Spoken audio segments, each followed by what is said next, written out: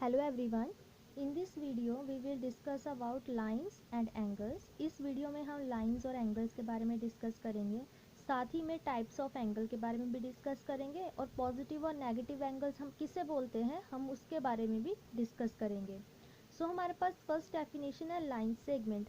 Line segment से हमें पहले पता होना चाहिए व्हाट इज लाइन। अब हमारे पास लाइन क्या होती है? लाइन हमारे पास ऐसी होती है जिसका कोई एंड पॉइंट नहीं होता, वो कंटिन्यूसली चलती रहती है। मीन्स की स्ट्रेट लाइन होती है जो कि कंटिन्यूसली चलती रहती है। अब हमारे पास है लाइन सेगमेंट।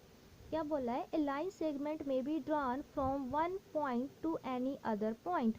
क्या बोलता है कि हमारे पास जो लाइन सेगमेंट है उसको हम कैसे ड्रॉ करते हैं? एक पॉइंट से हम उसको ड्रॉ करना शुरू करते हैं और दूसरे पॉइंट पे जाके हम उसको ख़त्म कर देते हैं। In other words, we can say that a part of line with two end points is called line segment. क्या बोला है कि हमारे पास ये जो लाइन सेगमेंट है, हमारे पास एक लाइन का पार्ट होता है जिसके हमारे पास टू एंड पॉइंट्स होते हैं, उससे हम बोलते हैं लाइन सेगमेंट। जैसे कि हमारे पास ये लाइन है और इसके हमारे पास टू एंड पॉइंट है, एक हमारे पास एंड पॉइंट ये है, एक एंड पॉइंट हमारे पास ये है। सो ये मेरे पास है लाइन सेगमेंट।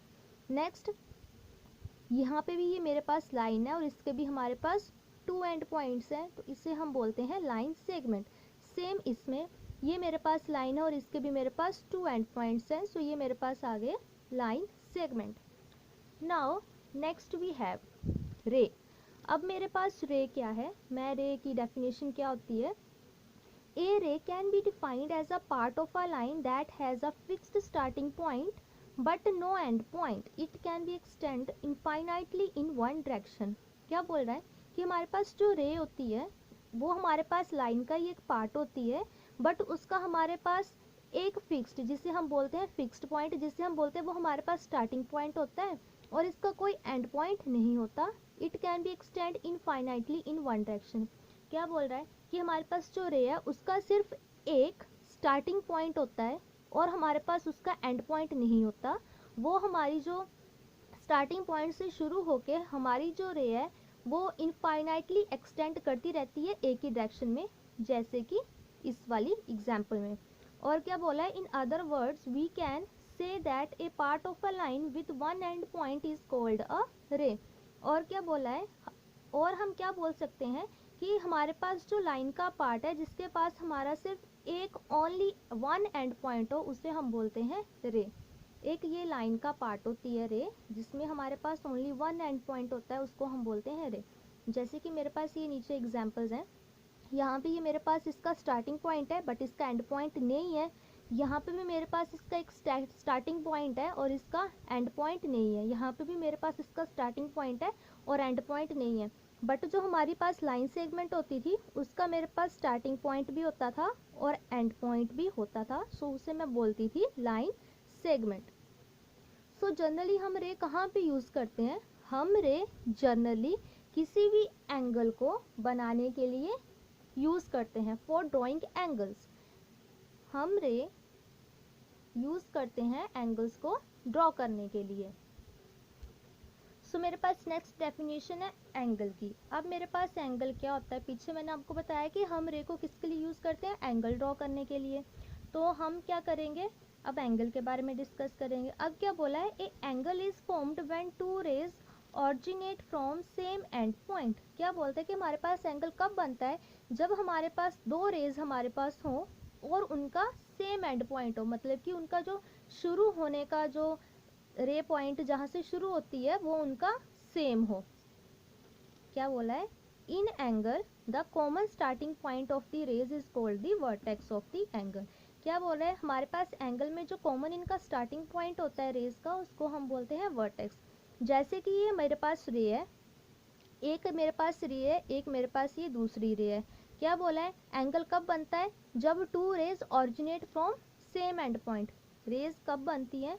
मतलब कि ये मेरे पास टू रेज है, एंगल कब बनता है? जब ये दोनों की दोनों रेज एक पॉइंट पे जाके इनका सेम एंड पॉइंट हो, मतलब कि ये इनका है एंड पॉइंट। और मेरे पास वर्टेक्स क्या है? वर्टेक्स किसको बोलते हैं? जहाँ पे ये दोनों की रेज मिलती हैं, मतलब कि जहाँ से कॉमन रेज जहाँ से ये शुरू होती हैं, ये रे यहाँ से शुरू हो रही है और ये भी रे यहाँ से शुरू हो रही है। सो ये इनका क्या आ गया, कॉमन पोर्शन आ गया। सो ये मेरे पास क्या आ गया, वर्टेक्स। जैसे कि फॉर एग्जांपल ये मेरे पास 2 रेज हैं जिनका वर्टेक्स है ये, जो कि इनका है कॉमन पॉइंट, रेज का कॉमन स्टार्टिंग पॉइंट। सो मेरे पास एंगल क्या आया, ये मेरे पास आया एंगल, इसे मैं बोलती हूँ एंगल। और जनरली हम एंगल को किससे डोनेट करते हैं, स्मॉल लेटर से, X Y Z A B C D etcetera, हम जनरली एंगल को इससे डोनेट करते हैं। सो यहाँ पे मैंने इसको डोनेट किया है एक्स से। So next we have positive and negative angles. अब मेरे पास पॉजिटिव एंड नेगेटिव एंगल्स कौन से होते हैं। So first of all we have positive angles. A positive angle starts from an initial side and moves clockwise to its terminal side. क्या बोलता है कि पॉजिटिव एंगल हमारे पास एक इनिशियल साइड से शुरू होते हैं और वो क्लॉकवाइज मूव करते हैं टू इट्स टर्मिनल साइड। मतलब कि हम इसको सिंपल वे में बोल सकते हैं, जो पॉजिटिव एंगल होते हैं वो क्लॉकवाइज चलते हैं, और जो हमारे पास नेगेटिव एंगल होते हैं वो पॉजिटिव एंगल के अपोजिट होते हैं, मतलब कि वो एंटी क्लॉकवाइज चलते हैं। जैसे कि ये मेरे पास एग्जाम्पल है, ये मेरे पास एक 2 रेज दी हुई है जिनका वर्टेक्स ये है और मेरे पास ये एंगल है। सो ये पॉजिटिव एंगल कब होगा, जब ये ऐसे रोटेशन लेके आएगा, मतलब कि यहाँ से ये शुरू होगा और ये यहाँ पे आके ख़त्म होगा, तो ऐसे हो गया मेरे पास ये पॉजिटिव एंगल। अब मेरे पास है नेगेटिव एंगल। क्या बोला है, negative angle starts from an initial side and moves anti clockwise और counter clockwise to its terminal end. Positive angle से उल्टा क्या आ गया, नेगेटिव एंगल। पॉजिटिव एंगल हमारा यहाँ से शुरू होके यहाँ से रोटेशन लेता था, यहाँ से पॉइंट से शुरू होके ऐसे रोटेशन लेता था, और हमारे पास नेगेटिव एंगल कैसे रोटेशन लेगा, यहाँ से शुरू होगा और ये ऑपोजिट डायरेक्शन में जाएगा, फिर यहाँ पे आके कंप्लीट होगा, मतलब कि इन दोनों की डायरेक्शन अपोजिट होगी। ये मेरे पास एंटी क्लॉकवाइज डायरेक्शन आ गई, इसलिए मैं इसको बोलती हूँ नेगेटिव एंगल, और ये मेरे पास क्लॉकवाइज डायरेक्शन है, सो ये मेरे पास आ गया पॉजिटिव एंगल। अब मेरे पास नेगेटिव एंगल की एग्जांपल है, ये मेरे पास एक लाइन है और ये भी मेरे पास एक एंगल है जो कि 2 रेज से मिलकर बना है। सो यहाँ से ये एंगल बनना शुरू हुआ और ये किस डायरेक्शन में जा रहा है, एंटी क्लॉकवाइज डायरेक्शन में। ये एंटी क्लॉकवाइज डायरेक्शन में गया, सो ये मेरे पास आ गया नेगेटिव एंगल। अब मेरे पास है टाइप्स ऑफ एंगल। एंगल कितने टाइप के होते हैं, सो हम उसको 1 बाय 1 डिस्कस करेंगे। हमारे पास एंगल 6 टाइप्स के होते हैं, acute, right, straight, reflex, full rotation and obtuse angle. So हमारे पास फर्स्ट क्या है, एक्यूट एंगल। अब एक्यूट एंगल के बारे में क्या बोला है, an acute angle measures between 0 degree and 90 degree. In other words we can say that acute angle is less than 90 degree. क्या बोल रहा है कि एक्यूट एंगल हमारे पास 90 डिग्री से लेस देन होते हैं। हमें पता है कि 90 डिग्री का एंगल कैसे बनता है, जब हमारे पास रे स्ट्रेट हो। सो ये हमारे पास बना 90 डिग्री का एंगल, हमें पता है। तो एक्यूट एंगल क्या आया, जो हमारा 90 डिग्री से लेस हो, मतलब कि इससे इस तरफ के जो एंगल्स आएंगे, ये मेरे पास सर्कल है और ये मेरे पास इसकी 2 रेज हैं। सो मेरे पास यहाँ के ये जो 90 डिग्री है, इसके यहाँ पे जितने भी एंगल्स लाई करेंगे, ये सारे मेरे पास कौन से आएंगे, एक्यूट एंगल। सो ये मेरे पास कौन से आ गए, एक्यूट एंगल। सो हम जनरली बोल सकते हैं एंगल्स वो वाले जो कि 90 डिग्री से कम हो, उन्हें हम बोलते हैं एक्यूट एंगल। अभी मेरे पास है next second type of angle, वो मेरे पास क्या है, right angle. A right angle is exactly equals to 90 degree. जो हमारे पास राइट एंगल होते हैं वो हमारे पास 90 डिग्री के इक्वल होते हैं, बल्कि हमारे पास जितने भी 90 डिग्री के एंगल्स होंगे उन्हें हम बोलेंगे राइट एंगल। सो ये पास राइट एंगल और इसको मैंने एंगल को नाम दे दिया एक्स। ये एक्स मेरे पास कितना आ गया, 90 डिग्री, बिकॉज जो हमारे पास राइट एंगल होते हैं वो किसके इक्वल होते हैं, 90 डिग्री के। सो मेरे पास एक्स कितना आ गया, 90 डिग्री। सो अब मेरे पास है थर्ड टाइप, कौन सी है, ऑब्ट्यूज एंगल। अब मेरे पास ऑब्ट्यूज एंगल कौन से होते हैं, ए angle which is greater than 90 degree but less than 180 degree is called a obtuse angle. कौन से एंगल जो कि 90 डिग्री से बड़े हो और 180 डिग्री से कम हो, उन्हें हम बोलते हैं ऑब्ट्यूज एंगल। जैसे कि ये मेरे पास एंगल दिया हुआ है, सो ये मेरे पास कौन सा आ गया, ऑब्ट्यूज एंगल। अब मेरे पास 90 डिग्री का एंगल कैसा होता है, ये मेरे पास हो गया 90 डिग्री का एंगल, और मेरे पास 180 डिग्री का एंगल कैसा होता है, अ स्ट्रेट लाइन जिसे हम बोलते हैं 180 डिग्री का एंगल।